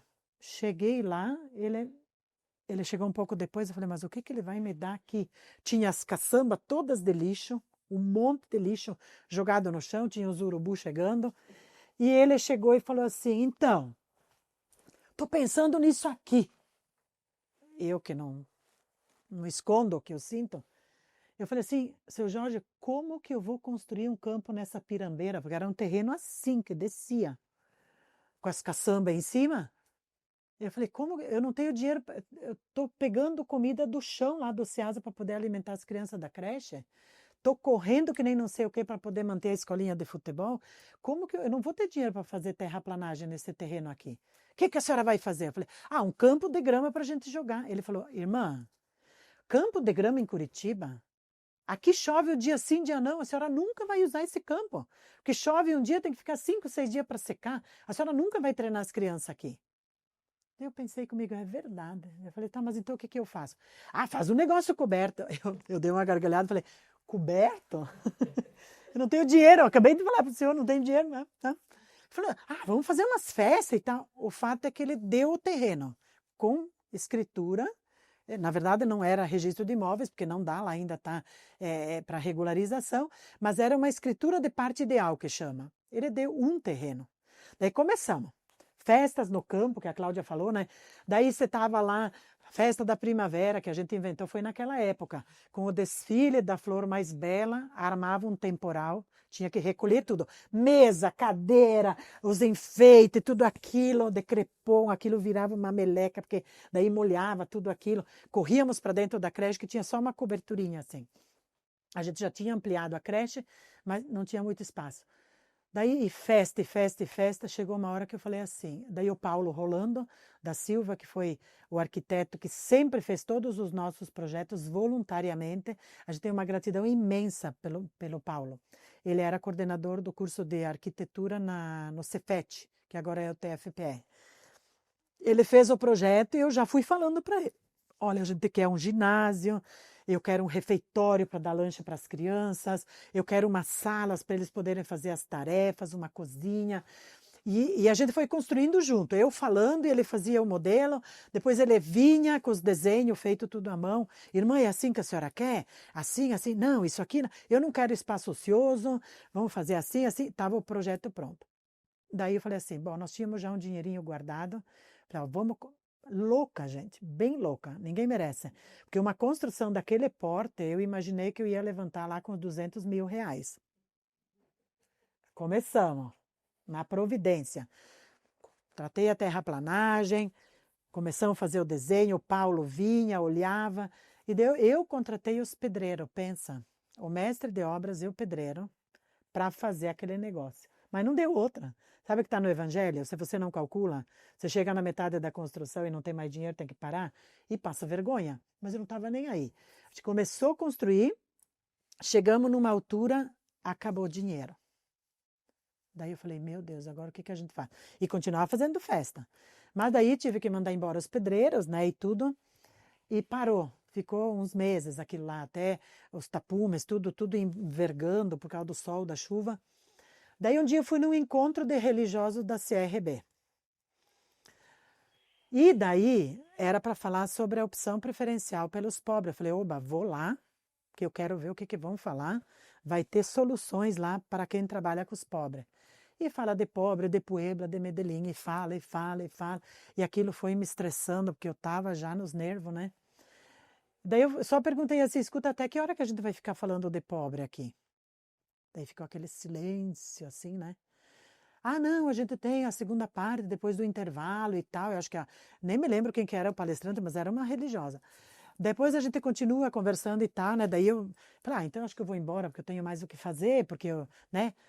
Daí no intervalo do café, ninguém veio conversar comigo, porque eles viram que eu estava surtando lá.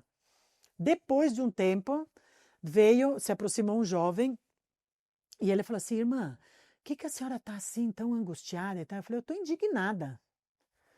Eu falei, porque... Não, daí na hora mesmo, quando eu falei assim, não, porque assim, se a gente ficar falando de pobre aqui, eu vou fazer outra coisa, porque... Eu falei, vamos combinar nós religiosos? A gente fala dos pobres, mas a gente volta para casa, a gente tem a casa limpa, a roupa passada, a comida na mesa, geladeira cheia. A gente não passa necessidade, a gente tem o voto de pobreza, mas a gente não sabe efetivamente o que é a miséria, o que é a pobreza. Eu falei, eu tenho lá um monte de meninos sendo mortos e eu preciso resolver aquele problema. Daí a irmã lá, tá, veio o intervalo. Esse jovem se aproximou e falou assim, irmã, o que a senhora está angustiada e tal? Eu falei, eu estou angustiada, eu estou indignada, porque a gente vem aqui, fala, eu estou cansada de palavras. Eu queria saber quem que daqui vai abrir o bolso para me dar dinheiro para terminar uma obra que eu estou fazendo lá, para poder tirar essa criançada da situação. Daí ele falou assim, a senhora tem projeto? Eu falei, eu tenho, claro que eu tenho. Daí eu me lembrei, eu falei, mas quem que é você? Eu não sabia até então. Daí ele falou assim, eu sou o irmão Jorge Gaio, eu sou responsável pelas obras sociais dos maristas. Tá vendo o que é misericórdia, providência?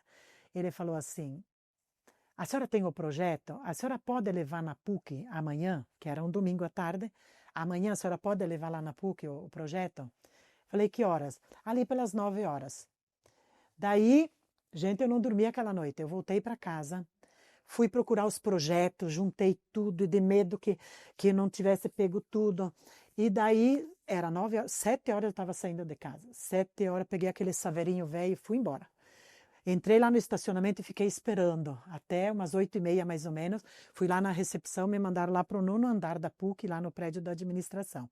Quando eu cheguei lá, estava o Jorge Gaio, com outras pessoas, assim, a Bárbara, o irmão Dário. Chegou, ele me pediu para eu contar a situação. Contei, falei de tudo o que estava acontecendo e daí pus os projetos em cima da mesa. Daí o irmão Dário, eu lembro até hoje, ele falou assim, irmã, a senhora pode deixar esses projetos aqui? Eu falei, olha, pelo amor de Deus, eu só tenho essa cópia.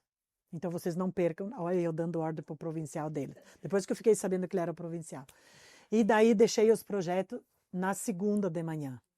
Na quarta-feira de manhã eles me ligaram dizendo, irmã Nete, a senhora pode voltar aqui na PUC? Voltei lá, gente, vocês não acreditam. Quando Deus faz, é o que uma pessoa falou esses dias. No Divina, Deus se exibe. No Divina, Deus se exibe. Cheguei lá, o irmão Dário com o irmão Jorge, a Bárbara, já estavam numa mesa oval assim, o projeto em cima da mesa. Já tinha 3 empresas de construção que eles mesmos foram procurar. Claro que são empresas que eles fazem as obras dos maristas, né? Então, já certo com o quantitativo de dinheiro que precisava para construir aquele prédio que hoje é o bloco B do Cisdime para nós. Então era 2.180.000. Gente, eu estou falando de 2006. No ano de 2006. Daí, não, 2006 foi que eu ganhei o terreno. Daí 2007 começamos a construir a obra e tal. Acho que foi começo de março, acho que por aí de 2008, que foi esse negócio do meu estresse lá no encontro de religiosos e tal. E daí ele ia pagar a empresa, ia dar esse recurso para a empresa, que tinha ganho lá dos orçamentos, para vir construir e entregar pronto, com a chave pronta. Daí eu, de novo, né, com aquela cabeça que eu tenho, eu falei, ó, se a gente fizesse diferente, essa empresa vai construir, mas eu vou contratar só a mão de obra, o material eu compro. Porque eu já tinha ouvido falar, quando eu era tesoureira das nossas escolas, que às vezes você paga pelo material de primeira, mas depois você vai ver que o material que é colocado não é de primeira. Né? Depois tem que fazer um monte de manutenções e coisa nada, porque o material não foi propriamente o de primeira que foi usado. Eu falei, então eu vou comprar o material. E eles aceitaram, eles depositaram 2 milhões na nossa conta. Pensa, gente, naquela época rendia o dinheiro que só, né? E daí aquilo foi rendendo e eu pagando a empresa AISA Engenharia, do Fernando lá, do Paulo e da Fernanda, quer dizer, e eu pagava direitinho, eles tinham que me apresentar a guia do FGTS, do INSS pago, daí recontratamos os pedreiros que eu tinha contratado. Eu fiz um pacto com a empresa de que eles tinham que recontratar os homens que tinham começado a obra, porque eles já conheciam os projetos. E daí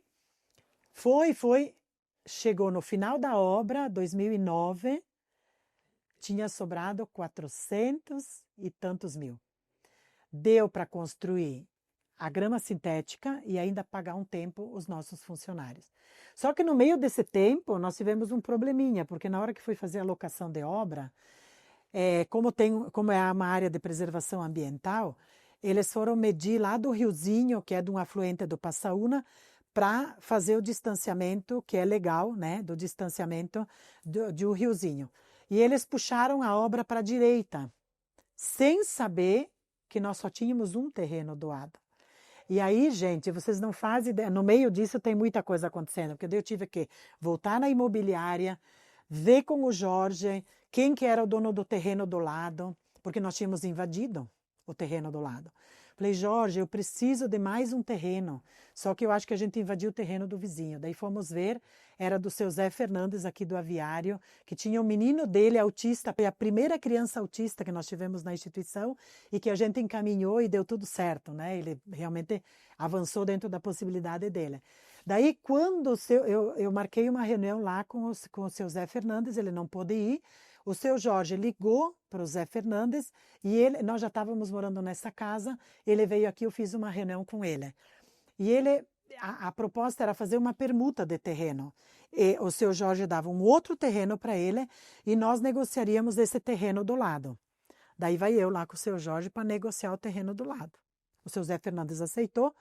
Umas semanas depois que a gente fechou o negócio, o seu Zé Fernandes faleceu de acidente de trânsito. Foi uma coisa assim inusitada, né? Eu lembro que na época eu fiquei super chocada e falei, olha, a gente não queria que fosse levado, porque ele foi super bacana conosco. Ele trocou o terreno por um terreno, inclusive, que depois deu problema porque não tinha acesso, mas foi tudo bem, deu tudo certo depois no final. E a gente então, e eu fui lá para negociar com o seu Jorge. Falei, seu Jorge, então agora eu vim aqui para negociar, porque assim, o valor que o senhor quer do terreno é muito alto para nós. Nós vamos ter que negociar assim, para eu pagar aí uma rifa que eu fizesse por mês, ia dar aqui uns R$ 200. A gente podia negociar e eu pago por longos anos R$ 200 por mês esse terreno. A gente paga, mas assim, se o senhor pudesse dar para a gente, era tão melhor, que eu vou tirar comida da boca das crianças para pagar esse terreno. É, mas daí com a senhora, o jeito dela, não dá para negociar com a senhora, porque a senhora fica pechinchando, a senhora fica pedindo o tempo todo, não sei o quê. Ah, seu Jorge, o senhor pensa nisso daí e tal, né? E tal, tá, vim embora. Daí ele me chamou lá de volta. Ô, irmã, vem cá, que agora nós temos que negociar esse terreno aí, porque de graça não dá não, mas vem aqui, vamos ver se dá. Fui eu lá de novo com o meu saveirinho, lá na imobiliária. Cheguei lá, gente, ele falou assim, ah, eu já tenho outros terrenos. Eu vou dar para a senhora esse terreno. Voei no pescoço do Jorge. Não sei se ele lembra disso, mas eu levantei da cadeira, fui lá e dei um abraço nele, assim, agradeci e tal. Daí sentei de volta na cadeira, toda emocionada. Ele falou, e vou dar outro terreno do lado também, porque lá parece que é uma água que brota lá, não sei o quê, não sei o quê. Daí botei os homens para roçar e fui ver, chamamos a Sanepar.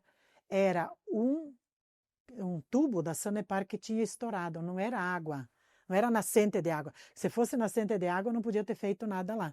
Daí o que eu fiz? A Sanepar veio, fechou o tubo de água e eu mandei encher de caliça de construção, que tinha um pessoal lá do Filipac e tal, que já jogavam umas caliças lá no terreno. Mandei jogar um monte de terreno, jogamos terra, fizemos a primeira horta. Daí depois a gente construiu agora o bloco A, que está lá, e a estufa que nós temos lá, né? Então ele doou esse pedaço. Daí como sobrou dinheiro... daquele dinheiro dos maristas, eu falei assim, tá, e agora você pode construir uma grama sintética, pois adivinha que o terreno que a gente tinha não era suficiente para fazer a grama sintética. Tananã, tananã, adivinha? Ganhamos o quarto terreno do seu Jorge Favreto. Por isso que nós colocamos lá, quem vai no ginásio de esportes, o nome do ginásio no dia da inauguração, a gente ia colocar Jorge Favreto. Daí eu falei, Jorge, eu preciso da tua autorização, porque nós vamos colocar o nome do ginásio, o teu nome. Ele falou, irmã, não. Coloca então o nome do meu pai. Porque o meu pai nós viemos de Santa Catarina, pobres, ele contou toda a história e o meu pai ensinou a gente a trabalhar para conquistar as coisas que a gente sonhasse. Daí está lá escrito Primo Favreto. O nome do pai do Jorge nós colocamos em homenagem pela doação dos terrenos. E daí depois a gente teve que realmente comprar um quinto terreno que tinha um proprietário para poder construir a grama sintética, e lá o nosso sonho era construir um centro-dia. A gente tem esse projeto, né, que está ainda sendo aquecido, que eu ainda acho que um dia nós vamos conseguir fazer, se Deus quiser, porque a demanda para pessoas idosas está crescendo muito. Mas a gente construiu, daí construímos a grama sintética, mais um espaço para guardar uma master que a gente ganhou em 2018 do Instituto das Apóstolas do Sagrado Coração de Jesus, da província do Paraná, e que hoje transporta idosos, crianças para cá e para lá, e futebol, e dança, né? É uma master que a gente ganhou, daí eu precisava de uma garagem, a gente construiu uma garagem com churrasqueira, para fazer um churrasquinho de vez em quando, com a meninada, né? Com a diretoria, com os funcionários. Então nós temos lá o complexo que se chama Centro de Integração Social Divina Misericórdia. A partir daí, na verdade, cresceu o número de crianças atendidas. Veja, só por causa da escola de futebol, a gente foi conquistando esses espaços, né, para poder garantir um espaço de qualidade e uma formação de qualidade. Como o Diego falou, a nossa escola, ela não é só uma escola de futebol Sabará, é escola de futebol e cidadania Sabará. Porque o que nós precisamos é formar gente, né? Quando ele falou de Sementes do Amanhã, eu quero só fazer uma retrospectiva. Essa música, Sementes do Amanhã, do Gonzaguinha, foi ainda aqui quando a meninada entrou aquela época e quebrou tudo aqui no Centro Juvenil, a gente foi estudar qual seria as nossas músicas, como é que a gente ia ser identificado e tal. E na época eu cantei para as crianças essa música Sementes do Amanhã, que no final diz assim: fé na vida, fé no homem, fé no que virá. Nós podemos tudo, nós podemos mais. Vamos lá fazer o que será. Então, é fazer hoje o que a gente sonha. Então, nós temos que ser assim, nós temos que projetar a nossa vida e a vida das crianças, dos adolescentes que estão conosco para frente. O que essa menina, esse menino que está aqui conosco pode vir a ser. Mas eu tenho que fazer hoje. Eu tenho que plantar hoje, porque senão não brota. Sem semeadura, não tem colheita. Então, é um pouco, essa é a dinâmica que movimenta todos os projetos, que daí brotaram outros, né? Nós temos tantos outros. A escola de dança que se destaca, o judô, o grafite, nós estamos pintando os muros aqui da comunidade, né? Nós não queremos muros pichados, nós queremos muros grafitados, muros reflexos, muros que ajudem as pessoas a refletir. E estamos aí com um projeto, né, que se chama Muros Reflexos, que é justamente levar para os muros o que a gente reflete dentro da instituição, com as crianças, com os adolescentes e também as pessoas idosas. Nós temos idosos que grafitam, que têm aula de grafite e vão lá com o spray no muro para pintar as coisas bonitas, né? Então, assim, a nossa entidade, ela se abre, ela quer se abrir sempre mais, mas sem perder a qualidade, né? O profissionalismo no nosso atendimento é o nosso grande sonho de cada dia mais termos mais profissionais das diferentes áreas para poder dar conta da demanda que cresce todo dia. Muito bem, então agora para finalizar esse nosso bate-papo sobre os 25 anos, né, da Irmã Nete aqui no Divina, eu gostaria só de contar um pouquinho e passar para o Diego, né, nos falar um pouquinho sobre o Centro Intergeracional. Porque a creche, lá do ano 2000, né, teve que ser fechada no ano 2019. Isso seria um outro capítulo muito doloroso, né, que arrancaria muitas lágrimas aqui. Mas a gente vai pular essa parte, infelizmente, né, nós tivemos que fechar 2 creches em 2019, por conta aí de um decreto da Prefeitura de Curitiba. Veio a pandemia, né, com a pandemia nós entendemos depois, né, lendo, né, tudo que aconteceu, que foi até por obra da providência de Deus a gente ter fechado naquele momento, porque com a pandemia, 2 creches fechadas, nós teríamos falido praticamente. Então, nós lemos assim, né, que o fechamento das creches foi uma semente enterrada que gerou uma nova vida. E no espaço onde era o CIDM Sabará, né, o Centro de Educação Infantil Divina Misericórdia, surgiu, né, no final de 2021, o Centro Intergeracional Divina Misericórdia, que foi uma grande sacada, né, já que a gente não tinha mais o recurso para construir o Centro-Dia, que a Irmã Nete acabou de falar, né, lá no CISDIME, a gente teve que gastar todo o dinheiro que a gente ia usar para construir o Centro-Dia para pagar as rescisões das 2 creches. Então, o sonho do Centro-Dia ficou, né, em stand-by. Aí a gente usou então o espaço que era creche para transformar num centro intergeracional.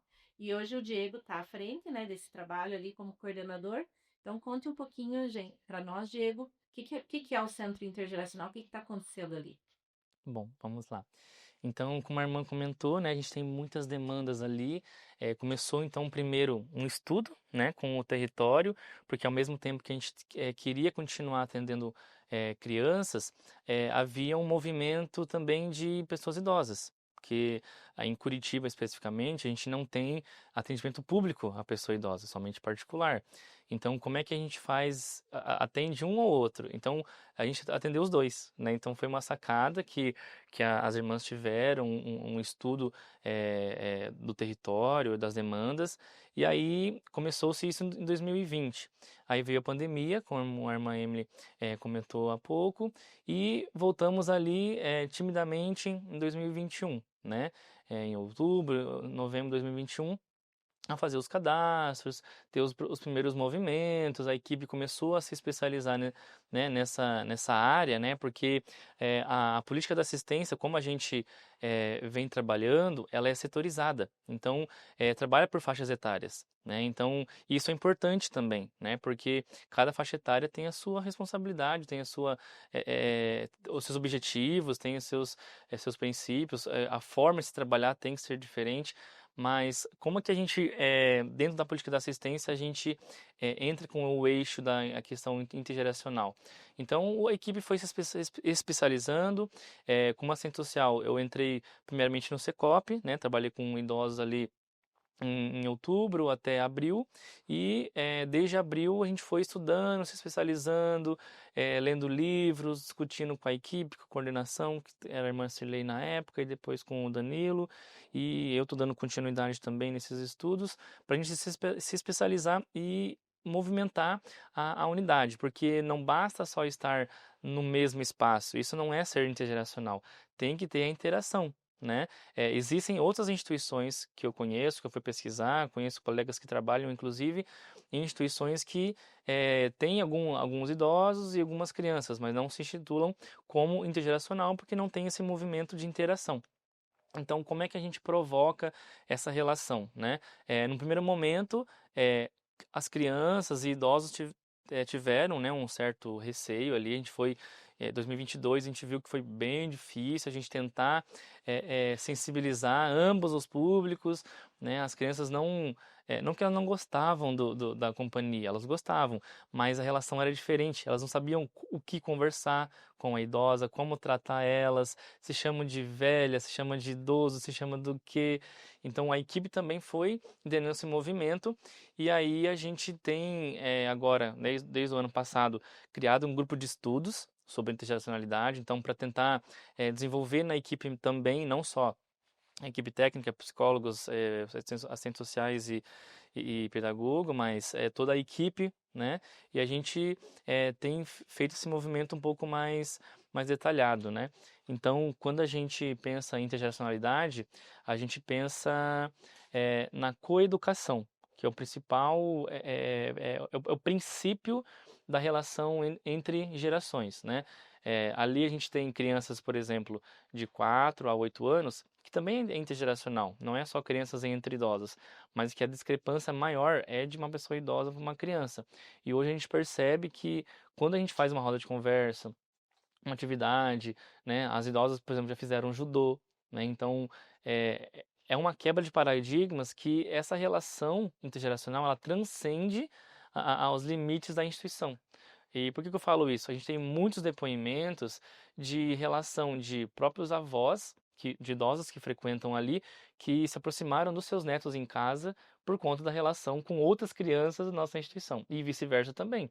Então isso cria um movimento muito presente na nossa unidade, que é de avós levarem, por exemplo, a idosa vai lá, faz atividade, gosta, tem meu neto de 7, 8 anos, tal. Então os dois começam a vir juntos, né?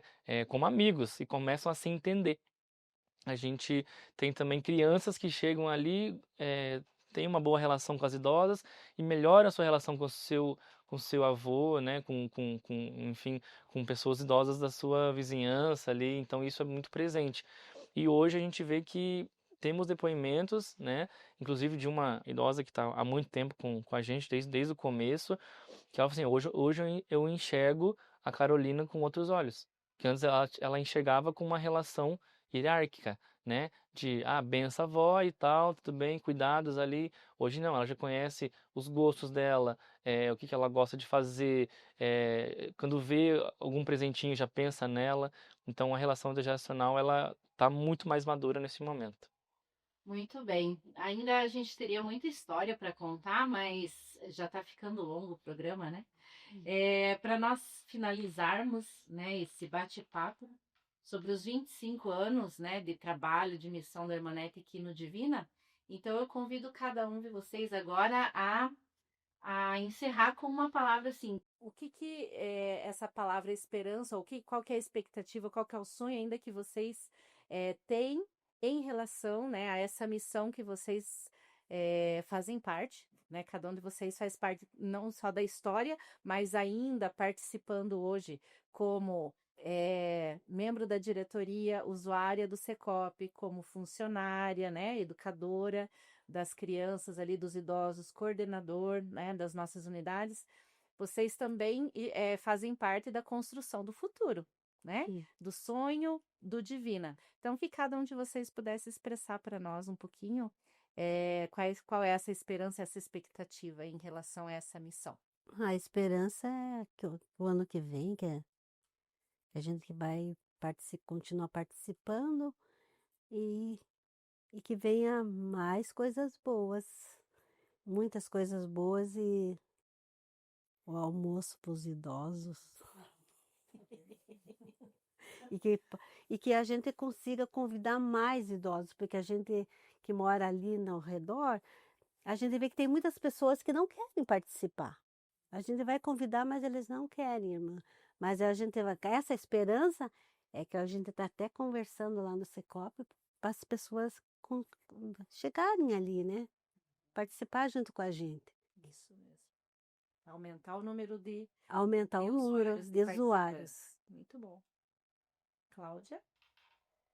É a nossa esperança que através desse programa de hoje, né, a gente possa alcançar mais idosos, mais crianças, mais adolescentes, para que eles venham conhecer esse novo espaço, né, e que eles tenham outras oportunidades, né, que nem a gente tem oficinas de canto, de música, né, que eles possam ser uma pessoa melhor, né, conhecendo esse espaço. Mais esperança, mais interação entre as famílias, né? Que seja quebrado muitas coisas que foram lançadas sobre a vida deles, né? Que isso tenha, né? Que possa alcançar mais famílias. Muito além do que outras pessoas conhecerem, que mais pessoas possam colaborar com a nossa missão, né? Empresas, pessoas que sintam no coração que se identificam com a nossa missão, com a nossa causa, que possam nos ajudar também, né? A gente faz um trabalho muito qualificado, então quem ajuda missionário, missionário é. Então, o que eu desejo é que mais pessoas conheçam o CASDM para que nós possamos transformar mais vidas. Bom, na verdade é assim, eu acho que eu já vi o suficiente de quanto a misericórdia de Deus ela é concreta, ela é palpável e não é mérito, as irmãs têm fé, não, é pura gratuidade de Deus. Porque teve horas assim, teve momentos, especialmente na minha vida, nesses 25 anos, que eu me perguntava, aquela sensação de fazer e não ter retorno, sabe? Aquela sensação de uma certa inutilidade. Você só vai ver isso depois, mas nem é isso que a gente tem que buscar, na verdade. Mas assim, continuarmos, né? O meu sonho é que todos os que ingressam na equipe de coelaboradores, a gente chama de coelaborador, não de colaborador e nem de funcionário. A gente estudou um pouco a diferença do significado dessas palavras, né? A pessoa não está comigo porque ela funciona, e daí a partir do momento que ela não funciona mais, ela não está com a gente. Ela não é uma pessoa que só colabora. Eu penso tudo e a outra pessoa vem me ajudar. Não, é o coelaborador, né? É aquele que comigo, é tipo companheiro, aquele que come o pão comigo. O coelaborador é aquele que pensa junto, que assume junto as alegrias e os riscos, né? E as tristezas e as decepções, porque tá tudo mesclado aí nessa história, né? Então, que a gente tenha sempre mais coelaboradores comprometidos com a missão, com a causa, que é grande, né? Porque a gente é usado nesse sentido. Nós queremos transformar o mundo. Daí a gente conversa às vezes, que mundo, né? O mundo, as galáxias, né? Nós queremos transformar? Não alcançamos lá. O mundo, o Brasil, é muito grande. O mundo, Paraná, Curitiba, é muito grande. Então, a gente está cada vez mais com o pé no chão, no sentido assim, qual é o mundo que eu posso transformar? Bom, primeiro o meu, né? Que é o primeiro mundo que precisa ser melhorado, precisa ser mais amado, mais cuidado. e o mundo que eu alcanço, que são essas pessoas que estão conosco aí. Nessa brincadeira nós temos 600 pessoas transitando, fora as famílias e tudo. Não é pouco, é bastante gente, né? Se a gente pensar na comunidade de Jesus, que eram 12, e um ali que meio que também se equivocou, olha o que aconteceu com o mundo, né? Então, nós temos muito potencial, a gente precisa acreditar mais na gente. Primeiro é termos uma equipe sempre mais coesa, forte e comprometida. Segundo, para termos essa equipe mais profissionalizada, é o que o Diego falava agora, que a gente tenha mais pessoas, né, nas nossas campanhas que façam parte desse trabalho todo, né? Terceiro, que são duas pontas que eu sinto hoje olhando de longe para a instituição. Um aprofundamento no trabalho com pessoas idosas, que é a grande demanda a partir dos estudos demográficos, dos censos que nós temos aí. E aí é um convite para todas as instituições. Eu faço parte do Conselho Municipal da Pessoa Idosa e a irmã Emily está no Conselho Municipal dos Direitos da Criança e do Adolescente. São as duas pontas bem vulneráveis, por causa do aumento do abandono, da violência, da agressão, né? E por conta da longevidade, né? Nós teremos mais pessoas vivendo mais. Isso não diz que é com mais qualidade, porque nós temos ainda muitas denúncias de abuso econômico, de violência contra pessoas idosas, de abandono, né? Então, assim, o meu sonho é termos na instituição um centro-dia. E para isso é volume de recurso para construir, que não é impossível. Então, termos um espaço sempre mais qualificado de atendimento à pessoa idosa, porque assim, quando você pega uma criança, você está preparando ela para voar. Como o Dom Helder Câmara diz assim, é bom que a mão ajude o voo, mas que ela não substitua as asas. Então, nós estamos aí, pegando o filhotinho e dizendo, vai voar. Então, nós jogamos as crianças e os adolescentes para o mundo. Eles vão construir o projeto de vida deles. Com a pessoa idosa, eu sei porque eu sou uma delas, a gente já está aterrissando. Então, nesse aterrissar, nós precisamos garantir a qualidade. E cada um aterriza na sua realidade, uns com qualidade, conscientes e tal, outros já com início de Alzheimer, com problemas físicos, né, de locomoção, de acessibilidade. Então, nós precisamos qualificar o nosso trabalho. E para ter um centro-dia, o recurso é muito mais alto, precisa de mais recurso para atender qualitativamente, né, essas pessoas idosas. Mas eu tenho esse sonho, né? Nós temos um sonho, a gente acalenta um sonho coletivo de termos espaço qualificado para centro-dia. E quando a Beth fala de almoço para os idosos, por quê? Porque o serviço que nós prestamos é serviço de convivência e fortalecimento de vínculos. A princípio, a pessoa idosa, a criança, adolescente, vem meio período, né? E fica ali com a instituição garante o lanche. Só que agora nós temos pessoas idosas que querem já ficar o dia inteiro conosco. E a gente teria que ter tipo um restaurante, né? Para que essas pessoas idosas pudessem fazer a sua refeição e uma salinha de descanso, né? Nós já temos aqui no Centro Intergeracional, a gente tem um protótipo disso, que é uma sala com umas poltronas para as pessoas idosas descansarem até começar a atividade da tarde, em relação à pessoa idosa. E o outro ponto que tem me preocupado e que eu tenho falado e que eu quero ver se esse próximo ano a gente consegue alavancar, que é um trabalho diferenciado com os maiores de 14 anos. Por quê? Porque os maiores de 14 anos eu já tenho que preparar para o mundo do trabalho, para o mundo das responsabilidades, né? Eles já estão namorandinho e tal, às vezes querem constituir família, e às vezes nós temos aí famílias tão assim, construídas do nada, e daí tem filhos, pessoas que não amam os filhos que têm. A gente convive com isso, né, irmã Emily? O dia inteiro, né, nós que estamos aqui à frente, de pais e mães que parece que não amam os filhos, talvez porque não tiveram formação, não foram preparados para uma vida em família, enfim, mesmo para as vocações, né, para serem sacerdotes, religiosas, e para serem cidadãos, no caso.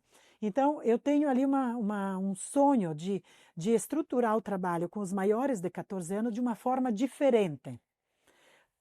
Para vocês terem ideia, nós temos adolescentes de 13, 14 anos que não sabem ler e não sabem escrever.